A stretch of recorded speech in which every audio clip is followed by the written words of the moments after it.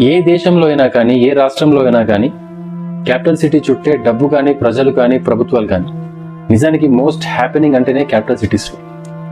అయితే ఈ most happening capital cities వల్ల రాష్ట్రంలోని ఇతర నగరాలను, ఈ మోస్ట్ హ్యాపెనింగ్ రాష్ట్రాల వల్ల దేశంలోని ఇతర రాష్ట్రాలను, మోస్ట్ హ్యాపెనింగ్ కంట్రీస్ వల్ల ప్రపంచంలోని ఇతర దేశాలను ఇగ్నోర్ చేసుకుంటూనే వస్తుంది. మనం స్కిప్ చేసిన దానికి లేదా ఇగ్నోర్ చేసిన దానికి ఎప్పుడో ఒకసారి ఆన్సర్ చెప్పక తప్పదు. అలాంటి ఆన్సర్ చెప్పే ప్రయత్నంలోనే ఉన్నాయి రాష్ట్ర ప్రభుత్వాలు, కేంద్ర ప్రభుత్వం, కార్పొరేట్ సంస్థలు, నేషనల్ పొలిటికల్ పార్టీస్. ఇక విషయంలోనికి వస్తే, Karnataka cabinet local candidates reservation బిల్ను ఆమోదించింది. ఈ బిల్ ప్రకారం 50% మేనేజరల్ పొజిషన్స్లో, 70% నాన్ మేనేజరల్ పొజిషన్స్లో ప్రైవేట్ సెక్టర్లో కన్నడ పీపుల్కి అవకాశం కల్పించాలి. లోకల్ క్యాండిడేట్ డెఫినేషన్ అంటే ఏంటో కూడా సెట్ చేసి పెట్టారు. ఎప్పుడైతే కర్ణాటక క్యాబినెట్ ఈ బిల్ని ఆమోదించిందో, కార్పొరేట్ వర్గాలు, ట్రేడ్ యూనియన్స్ దీన్ని వ్యతిరేకించాయి. నేషనల్ అండ్ ఇంటర్నేషనల్ ప్రెషర్స్ తట్టుకోలేక కన్నడ ప్రభుత్వం ఈ బిల్ని హోల్డ్ చేసింది, అసెంబ్లీ దాకా తీసుకువెళ్ళలేదు. ఆఫ్ కోర్స్ కార్పొరేట్ రంగాలు ఈ బిల్ని వ్యతిరేకిస్తున్నాయంటే రీజన్ ఉంది. ఎందుకంటే కర్ణాటక కానీ, బెంగళూరు కానీ కేవలం కన్నడ ప్రజల వల్ల డెవలప్ అవ్వలేదు. కానీ కర్ణాటక ప్రజల పోరాటం వెనుక ఒక రీజన్ ఉంది, ఒక అర్థం ఉంది. దాన్ని మనం తెలంగాణ పీపుల్ అయినా మనం దాన్ని కొంచెం రిలేట్ చేసుకోవచ్చు. ఇది తెలుసుకోవాలంటే ఒకసారి మనం బ్రీఫ్గా బెంగళూరు చరిత్ర తెలుసుకుందాం. బెంగళూరు ఫస్ట్ గంగా డైనాసిటీని రూల్ చేయబడింది. ఆ తర్వాత విజయనగర సామంతుడైన 1వ కెంపేగౌడ ఈ బెంగళూరుని స్థాపించాడు. ఆయన నుంచి మరాఠా నుంచి బీజాపూర్ సుల్తానేట్ నుంచి వడయార్ నుంచి హైదర్ అలీ అండ్ టిప్పు సుల్తాన్ నుంచి మళ్ళీ తిరిగి వడయార్స్ అండ్ బ్రిటిష్ ఈ బెంగళూరుని తీసుకున్నారు. సో బెంగళూరు అంటే అసలు దీని మీనింగ్ ఏంటంటే, ఇది ఓల్డ్ కన్నడ లాంగ్వేజ్ని తీసుకున్నారు, అంటే హాలే కన్నడ అంటారు. దీని మీనింగ్ ఏంటంటే బెంగవల్ ఊరు అంటే ద సిటీ ఆఫ్ గాడ్స్ అని అంటారు.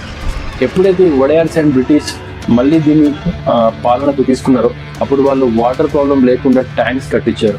1927 నుంచి బ్యూటిఫికేషన్ పర్పస్ కోసం ఇక్కడ చాలా గార్డెన్స్ నిర్మించడం స్టార్ట్ చేశారు. అప్పటి నుంచే బెంగళూరుకి సిటీ ఆఫ్ గార్డెన్స్ అనే పేరు కూడా ఉంది. ఆ తర్వాత ఇండియాకు ఫ్రీడమ్ రావడం, భాషా ప్రతిపాదికన మన రాష్ట్రాలు ఏర్పడడం, 1956లో మైసూర్ స్టేట్గా, 1973లో కర్ణాటకగా ఏర్పడింది ప్రస్తుత కర్ణాటక రాష్ట్రం. అయితే స్వతంత్రం రాకముందే 1906లో ఇండియన్ ఇన్స్టిట్యూట్ ఆఫ్ సైన్స్ లాంటి సంస్థలు, స్వతంత్రం వచ్చాక భారత్ ఎలక్ట్రానిక్స్ లిమిటెడ్ అండ్ ఇతర PSU సంస్థలు కూడా వచ్చాయి. 1970లో మల్టీనేషనల్ కంపెనీస్ అయినటువంటి టెక్సస్ ఇన్స్ట్రుమెంట్స్ అండ్ IBM లాంటి సంస్థలు కూడా ఇక్కడికి వచ్చాయి. అయితే ఎన్ని సంస్థలు వచ్చినప్పటికీ కూడా ఎలా అయితే మనం నాన్ ముల్కీ అని ఫీల్ అయ్యామో, ఫైట్ చేసామో, ఫీల్ అయ్యామో, అలాగే కన్నడ ప్రజలు కూడా వాళ్ళకు జాబ్స్లో ప్రాధాన్యత లేదు అని ఫీల్ అయ్యారు. ఆ టైంలోనే వాళ్ళు ఎన్నో పోరాటాలు చేయాల్సి వచ్చింది. ఈ పోరాటాల ఫలితంగా సెంట్రల్ గవర్నమెంట్ సరోజినీ కమిషన్ నియమించింది. ఈ సరోజినీ కమిషన్ రికమెండేషన్స్ ప్రకారం కేవలం పబ్లిక్ సెక్టర్లోనే కాదు, ప్రైవేట్ సెక్టర్లో కూడా కన్నడ ప్రజలకు రిజర్వేషన్ ఇవ్వాలని. అయితే ఏవైతే రికమెండేషన్స్ ఈ సరోజినీ కమిషన్ సూచించిందో అది వాళ్ళ పోరాటాల ఫలితంగా భావించారు కర్ణాటక ప్రజలు. అక్కడ వాళ్ళకు ఒక ఆశ మొదలైంది. రీసెంట్గా 2019లో బీజేపీ రాష్ట్ర ప్రభుత్వం కూడా కన్నడ లోకల్ పబ్లిక్కి జాబ్స్లో ప్రయారిటీ ఇవ్వాలని కార్పొరేట్స్ని సూచించింది. జాబ్స్ కోసం పోరాటం కన్నడ ప్రజలకు ఇది కొత్త ఏం కాదు. మోరోవర్ వాళ్ళ ఆశ ఎప్పుడూ నెరవేరింది కూడా లేదు. ఈ స్టోరీ అంతా కార్పొరేట్స్కి తెలిసింది కాదు. చాలా మంది కార్పొరేట్స్ కూడా బెంగళూరు లోకలెట్స్. అయితే ఎందుకు వ్యతిరేకిస్తున్నారంటే corporates want a free play, not a fair play. UP, Bihar, Chhattisgarh, Odisha ఇక్కడ నుంచి వచ్చిన లేబర్ అక్కడ ట్రేడ్ యూనియన్స్ ఫామ్ చేసుకోవడం అంత పాసిబుల్ కాదు, అంత ఈజీ కాదు. కానీ కన్నడ లోకల్ పబ్లిక్ వాళ్ళకు ట్రేడ్ యూనియన్స్ ఫామ్ చేసుకోవడం చాలా ఈజీ. వాళ్ళు వారి హక్కుల కోసం, జీతాల కోసం, వర్కింగ్ కండిషన్స్ కోసం పోరాడే అవకాశం ఉంది. ఇది కార్పొరేట్స్కి ఇష్టం లేదు. కార్పొరేట్స్ చెప్పే మరో మాట ఏంటంటే ఈ బిల్ ఏదైతే ఉందో it is not legal and unconstitutional అని. ఒక కర్ణాటక రాష్ట్రం మాత్రమే ఇలాంటి ఒక బిల్ని తీసుకొని రాలేదు. 2019లో ఆంధ్రప్రదేశ్, 2020లో హర్యానా, 2022లో జార్ఖండ్ ఇలాంటి బిల్లులే తీసుకుని వచ్చాయి. అంటే ఈ రాష్ట్రాల్లో కూడా ఒక ఆందోళన, వారి భవిష్యత్తు పట్ల ఒక అపనమ్మకం ఉన్నట్టే కదా.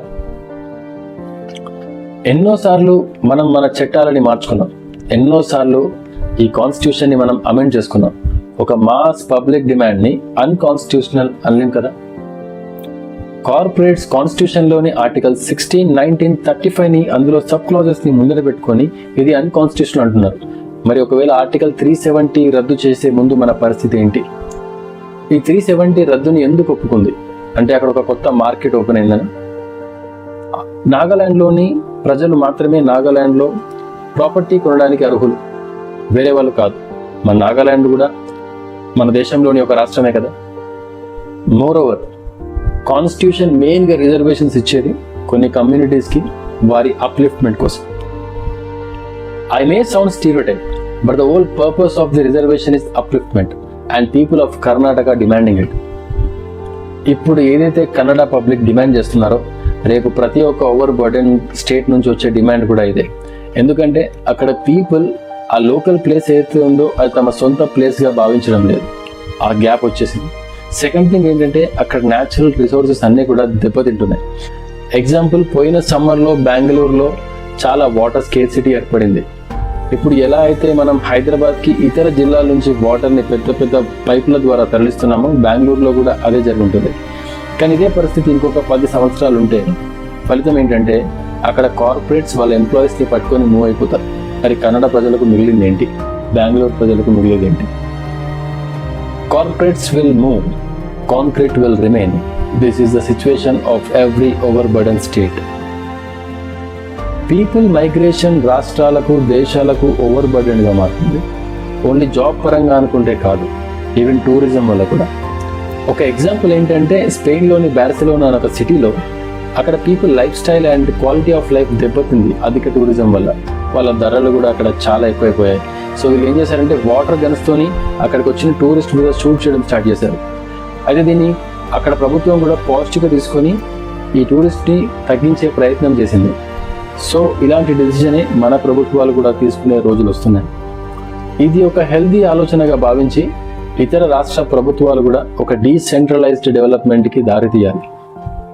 బెంగళూరు, చెన్నై, హైదరాబాద్, ముంబై, ఢిల్లీ ఈ సిటీస్లో ప్రతి రాష్ట్రం నుండి టాలెంట్స్ వర్క్ చేస్తున్నారు. ఈ టాలెంట్స్ని ఉపయోగించుకొని వారి రాష్ట్రాలు డెవలప్ చేయడం చాలా మంచిది.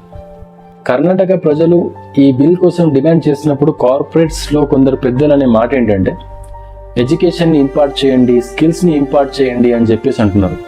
అయితే ఇక్కడ మనకు ఈ కార్పొరేట్స్ ఇవ్వాల్సిన క్లారిటీ ఏంటంటే ఇతర రాష్ట్రాల నుంచి వచ్చే ఉద్యోగులు ఎలాంటి స్కిల్స్ ఇంపార్ట్ చేసుకొని ఎలాంటి ఎడ్యుకేషన్ ఇంపార్ట్ చేసుకొని కర్ణాటకకు వస్తున్నారు, బెంగళూరుకు వస్తున్నారు ఎస్పెషల్లీ.